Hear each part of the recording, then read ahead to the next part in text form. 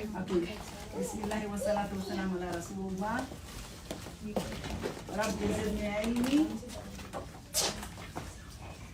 Allahumma la sahla illa ma ja'altahu sahlan wa anta taj'alul husna idha shi'ta sahlan.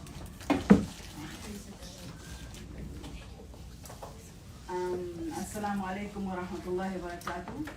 Like I mentioned in my previous talks, I love coming to this group because when I come, I don't need to prepare. Which means I come to you talking like a friend, talking like a mom, a co-mom, or talking like a grandma. Because what I have is 34 years experience. So when you compare me to other experts, of course, they can provide more research, but I can provide you proof. My children, from the time they were born until they left the home, and this I've done with them. So some of this, what I'm sharing with you today is about mindset. And mindset, it could be general mindset, which I can, talk, but I would prefer to talk about mindset as a Muslim mother. As a Muslim mother, the mindset that we need to inculcate or to really start, planting it in our children. And you can do this, the same mindset in 4 different stages of parenthood. So for example, when they're childhood, from baby to toddler, this mindset you can apply. And then when they reach teenager, when they want more independence and start creating their own identity, same mindset can still be applied. And then when they go to college, or some of them they don't want to go for college, like most of my children did not go to college, and I have a reason for that. Also the same mindset. And then when they get married, same mindset. So what are these 3 mindsets? First, that I really am very strong on this, is whatever I do, I always have the intention that I am doing this for the sole purpose of seeking Allah's pleasure. No compromise about that. I'm doing this because for the sole purpose that Allah is pleased with me. That's one mindset. And you apply this to all the 4 phases. Second is destination Jannah.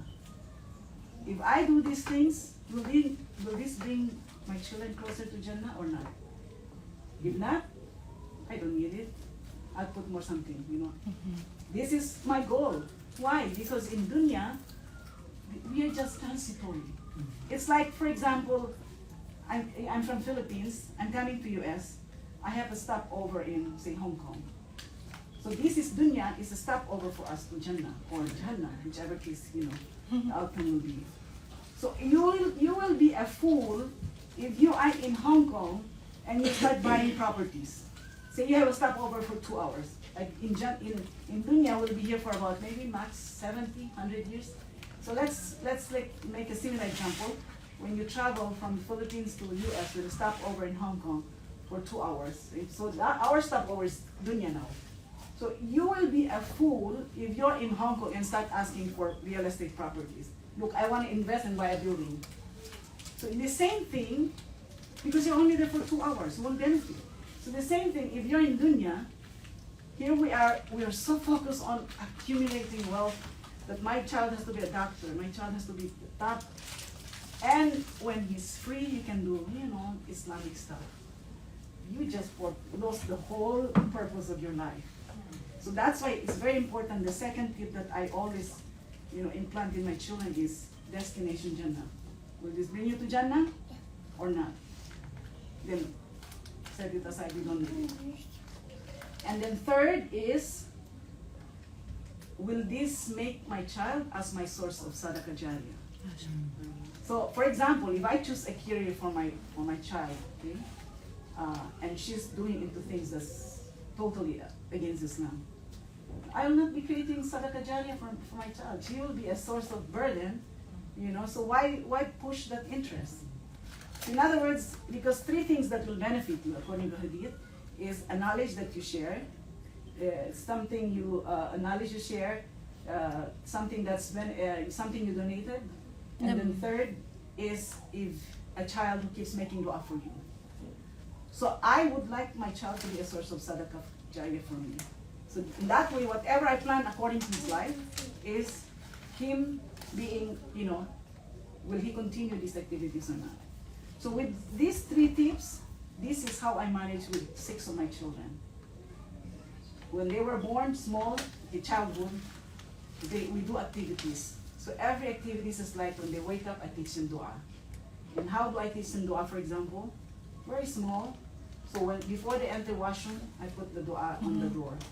So that will, like, remind them there's a dua when you enter. So this is everything. Even will this make them Allah pleased with them? Of course, Allah will be happy. It's the relationship will be closer. So that's one thing I do activity with them. Or another thing, for example, when a lot of us, we fall into that, oh, my child is not good in math yet, like 5 years old, okay? And parents are stressing, my son cannot say the ABC, the alphabet. How many are stressing, my son cannot say the Fatiha yet? Very few. Why? Because we're so like glued into this success in dunya. Yeah. I mean, ask around. Everybody's concerned about all this dunya education. But are you concerned about your son knowing, the basic stuff, the Fatiha, the basic adhkar, Bismillah when they do something, Alhamdulillah when they're happy? Very few. Because why? Because we are thinking differently. Our focus is dunya. So that's what I'm saying. You have to really reinforce that your stay here is, for the final goal to be in Jannah. So childhood, try to do a lot of activities that will really reinforce the relationship according to these three mindsets. Pleasing Allah, will this bring them closer to Jannah, or will they be a source of sadaqah jariyah for you? So simple things, like I said, the adhkar should be taught to your children. The basic surah has to be implemented already, like taught to your children. The love of the Quran has to be planted. How? By keep playing the Quran in the house. Keep playing it when you're driving. Forget about ABC. We don't need that because that doesn't bring you closer to Jannah. But like I said, we just need to be, reminded that our goal is not dunya. Our goal is Jannah. Okay, now this is childhood, right? Childhood experience. Now we go to teenager. This is a little challenging for a lot of parents. But, and I can assure you, if you did your job on the first stage when they're small, when they become teenager, it's Jannah. You will see your daughter like trying to please you. Mama, what else can I do to help you? Mama, do you love my hijab? Does it look nice on me? But a lot of parents these days, they struggle when their children reaches teenager. What should I do? My daughter doesn't like Islam. My daughter doesn't want to wear hijab. My daughter likes to be with boys, having all this boyfriend, girlfriend. Why? Because you missed the first step. The first step has to be planted. These things doesn't go overnight. You cannot get the sheikh, look, can you recite something to my child? He doesn't work. He's not practicing Islam anymore. What can I do? This is a continuous job. Like, that's why as a parent, it's a job that we cannot retire. It's a continuous, even with me, with my 6 children, all have been married, I am still a mom. I'm still a mom because it's always there, the connection is always there. So this is, I'm saying, if you have these three mindset in your children early on, you can even do, prenatal.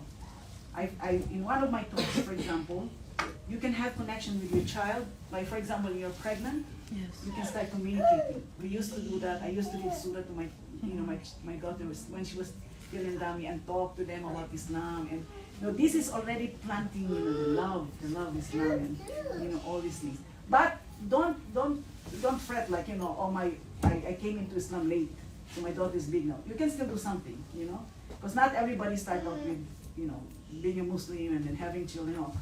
So you can still implant this kind of this mindset. So teenager time, that's when if you have to start talking about, for example, love in Islam. Why it's too early? Like, I started talking about love to my children when they were 8 years old. When they start knowing the concept of love, about opposite gender, relationships. Like in Islam, we don't do this. We wait until you're ready. And so marriage is something that is open in my family to be discussed. If they have crushes in school, or Mama, I like this guy, I like the way he's. oh really, show me which guy is that, you know. I'm not the one like shut them off and, no, because I want them to be open. Because I want to guide that thing, you know, what they have, and guide it according to what is love in Islam. Not according to what they see on, you know, social media, from their friends. So that brought me to a point, for example, when I saw some of my children start like listening to music. So for me, I have to step in and make a decision. This is not the right group for them, because they used to go to public school. So when I saw the behavior like, oh, you know, this is not the thing that I want, because in my house we don't have TV. So when I pull out something, I discuss to them why. So when always the rule also when you do these kind of things, when you remove something, you have to replace with something. You cannot just keep saying, you know, this is haram, don't do this, because that's not fun. So what happens, children say, you know, Islam is not fun, Islam is boring, everything is haram. So what we do is, as parents, we have to be smart. So for example, I tell them, you know, we don't do this. Like for example, we don't do birthday parties, but we can have hijab party. So when my daughter started wearing hijab at 9 years old, I made a big party for her with a prom dress, with all this, you know, big party, and invited her friends, and everybody started, you know, exchanging hijab. So it doesn't have to be, you know, what the society is celebrating. We have to do what is in Islam, and we have to make, you know, really fun. And so these some of the activities, for example, like I said, when I start mentioning about love, I start teaching them about love in Islam. Because why? I want to prepare them when they see something, when they start to feel something, they already know how to deal with it Islamically. So for example, we have, you know, gender relationship separation. You don't just deal with the opposite sex like the usual, the norm in the society. So I have to prepare them before the problem starts. So when that situation arises, they know how to do, they know how to deal with it. And always keep an open communication. Don't be like, you know, it's haram police and everything, no. Because this is normal, this is natural feeling. So we have to know how to deal with it. And the best way to deal with it is in a fine way where children are so open, they can just, you know, like my children just open up, you know, I like this guy, mom, he's so cute. Yeah, show me, I can dig more information about this guy. Then, so, you know, that's already planting the trust also for your children that, you know, if anything comes up, they can always talk to you. And these, if you do have this kind of relationship, it's easy for the marriage. Why? Because they're open. They know that they trust you. They won't look, ideally, I think like with all my children, what happened, we chose the spouse for our children. They did not fall in love on their own. So it's like, you know, we put some potentials, for example, out there, we have some potentials, and usually what happens, I talk to the potentials. I scream, how's the aqidah, how's the belief, are you practicing, do you pray, do you fast, do you do this? Without my daughter knowing nothing about him. Why? Because I want to make sure when she becomes attached to that person, everything is clear, no red flags, right? So what happens if you don't get involved as a parent, you don't have this kind of mindset like pleasing Allah, you know, your destination Jannah, and I want you to be a source of sadaqah jariyah. They fall in love on their own, and what happens? Red flags is not addressed, become emotionally attached.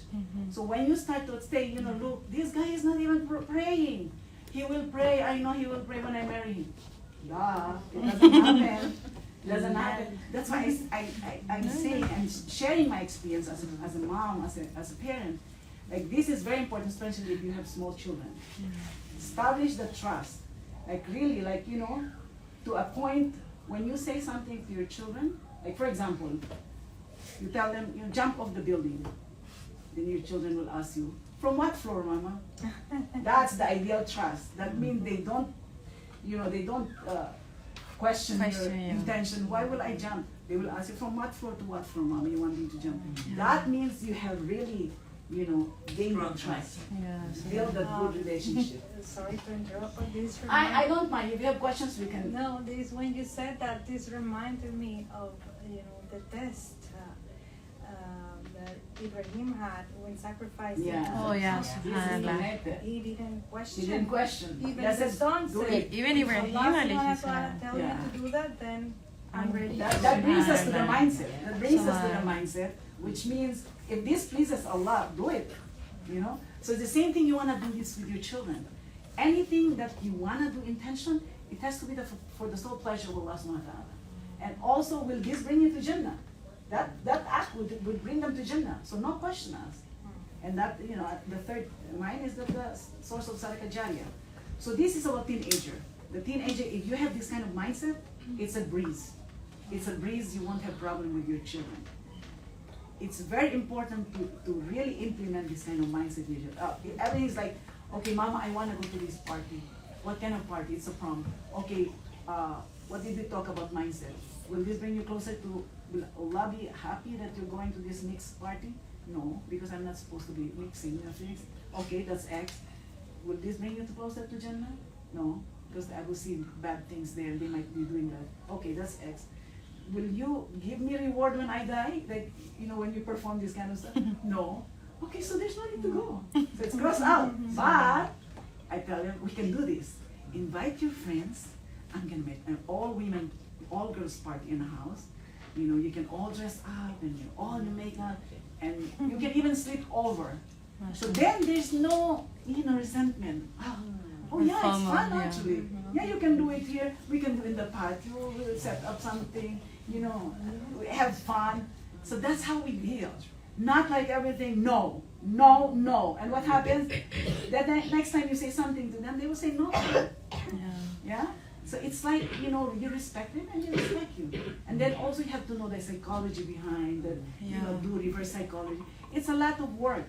These things doesn't come easy. But if you start earlier, you know, it's easier. It's easier. Like when they open the eyes.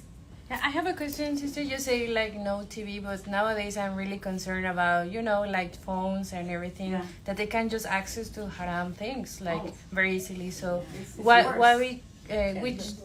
how we can replace this? So much activities, okay. like, you know, going out. Like for example, I used to bring them a lot in the park. Okay. A lot in the park. So one park and then another park, another park. When they come home, they're just so exhausted, like, you know. And that doesn't cost anything, you know. But a lot of physical activities. Yes. We do the same thing. Yeah. We try to avoid to watch it, like, you know, we go everywhere, like outside. Yeah. So that's, for example, another thing like our family does. We're very big on experience, you know. That's good. Anything like going out, these activities. I'm very big, but I'm not big on giving you like expensive stuff because I don't support that. It has no meaning to the child. And it doesn't really, you know, build it. For example, if they want something, okay, I would tell them, look, if you memorize this surah, you're gonna travel somewhere. So that's like for me experience. I'm also a big. Actually, I think my middle name is traveling mom. Yes. Because I travel a lot with my children. For me, that's why I did not put them in regular school, because I'm going to a story about homeschooling. Okay, so let me backtrack. So when I saw my children, like some of them started having interest in, you know, in like music and things like that, I decided to homeschool. But after I did so much crying, after I did so much sujood, after I did so much dua, because that time it was like in 2007. Nobody heard of homeschooling. It was not offered. So what I did was, Allah, I'm doing this for the sole pleasure of sole purpose of seeking your pleasure. No other reasons. Because people tell me, why you homeschool? You know, when you homeschool, your children will be limited in the interaction, and who will they marry? Who will they marry, huh? You know, people like, and subhanAllah, because of the dua I made, Allah seeking only you. My children now is married to somebody in Switzerland, somebody married in Tunisia, somebody married from Egypt, all different nationalities, and living all, like they're now, like this morning I had talked with them, one is in Oman, one is in Switzerland, one is in Saudi, one Tunisia, one in San Diego, one here in Chicago. So, see, we have no control on this one. This is already like set. Yeah. If you do your job, like to do for the sole purpose of seeking Allah's pleasure, Allah will put things together. Yes. Don't ever doubt that. Have the tawakkul, because Allah controls everything. Now it brings back to the homeschooling. I said, people like, okay, I ask my children, if I put you in school, what course you want to do? If it's medicine, engineering, you need school. But if it's business, I'll give you capital. Because the best teacher doesn't teach in school for business. They're making business outside. They won't spend their time making money teaching in school. So the thing is, you have to like really experience this outside. So that's why I was not big on college degree. Yeah, but now, alhamdulillah, when you see my children, they're just doing as well. Mine was the pressure. I'm not also big on homework. I'm not big on do this, I'm sorry, but I want my children to have fun. Like every time, sometimes I pull them out from school, let's go out somewhere. Enough school, what, 5 days a week? Absent 2 weeks. To a point, I received a letter from the school, your children are always absent. We have to drop them out. I said, don't worry, I will drop them out. I will take them to my own school. So then that's when I started homeschooling. And what happens with the homeschooling, the curriculum was all about deen. All about deen. We emphasize so much about deen, about, understanding Islam and everything. We travel to different places just to learn, to attend seminars. And I told him, if you're free, you can do some math, learn something, but everything else is the deen. And when you're good at this, you can start learning secular education. Because why? Your place in this world, according to the deen, the pen has been lifted, the ink is dry. No matter what you do, except if you make dua, that can change the fate. Everything else is determined, right? In dunya. But your placement in Jannah is not. So this is something you have to earn. But why are parents so focused on dunya? Why? Why are they so focused that they have to have college degree before they marry? To the point that the child is, is subjected to committing sin. Because our priority is wrong. Our priority is wrong. That's why you need to implant this mindset to your children. Destination Jannah. Will this make Allah be happy with me? And will I be a good source of sadaqah jariyah? So again, it goes back to the tips. Okay, now I think we're running out of time. So what I will do is, how can you have this mindset with your children as a parent? It doesn't come normal. Like me, I was not very practicing, although I was born a Muslim.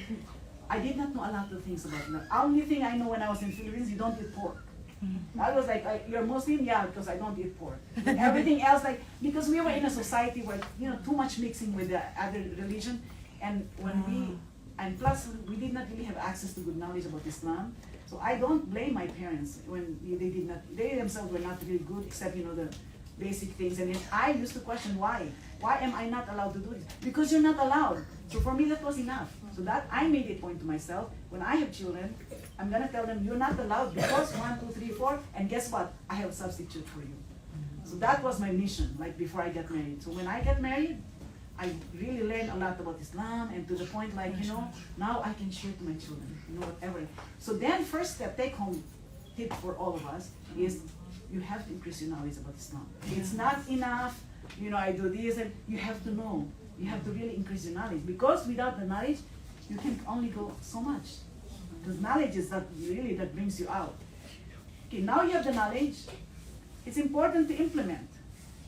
It's not enough you attended all these seminars and you're not implementing. But that doesn't make sense too. And then third, you have the knowledge, you implement, be a role model. Okay, be a role model to them. They should see you reading Quran, they should see you praying, they should see you fasting. You should see this, because action speaks louder than words. And you have to walk the talk. You cannot just say, do this, and I cannot pray, I'm missing my prayer. So this, I think, is what had helped me a lot in raising my 6 children. And if there's anything you want to ask, I'm open for Q&A.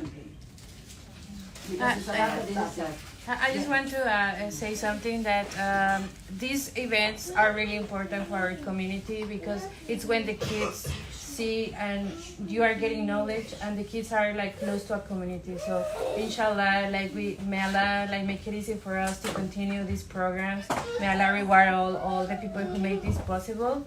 And thank you so much for coming, sisters, because we have to build our community. Dunya is so hard that we really need to get our kids close to Deen, inshallah ta'ala. Thank you. Thank you, Sister Reyes. I want to share one miracle. You were mentioning miracle on religion. Okay. Yes. Dhul-Hijjah was a time our business was about to close. Subhanallah. We were asked to vacate the place because Google is buying the place. So I was just the whole day of the ninth day, I was just making salah, dua, and fasting the whole day. Then I said, Allah, if it's good, make it easy. If it's not, we don't need this business. Close down, we can always start. We came here with nothing, we can always start with nothing. Because what happens, people offering interest. We can give you loan at this rate, at this rate, at this rate. So my husband told me somebody they can buy the building and then at this rate. I told my husband we don't need it. My husband said no, we're not compromising, committing sin by taking interest. Then my husband kept emphasizing, we start with zero, we can always, we came here with zero, we can start with zero. No problem. And subhanAllah, on the last day of our lease on the building, the customer came, she was eating in the restaurant. Oh, I love your falafel, I'm gonna come again. And I told her, this is our last day. Because Google is buying the building. If we cannot put up with certain amount of money, which is a big amount of money, we said, if we cannot put up that money, Google is taking over and we'll be closed. That's it, we're done. I said, how much you need? We need this much. I'll transfer the amount tomorrow. And I said, Allahu Akbar. and I'm like, transfer that amount of money? I said, yeah, what do you need? I said, just give me 20% of the profit. And that was even bigger than one we expect. And you're talking about big money. So when he left, and I said, who is this guy? And we found out he's Jewish. He's a Jewish businessman. And it goes back like, the ayah in the Quran, if you do so much, not to displease Allah, Allah will find a way for you could not even imagine. Who would have thought that night that the customer came and he just solved the problem like that?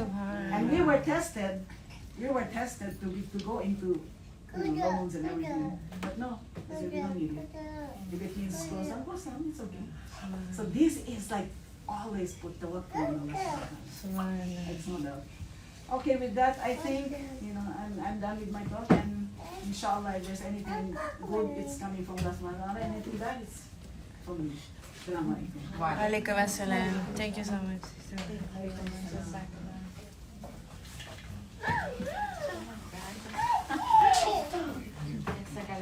Thank you so much.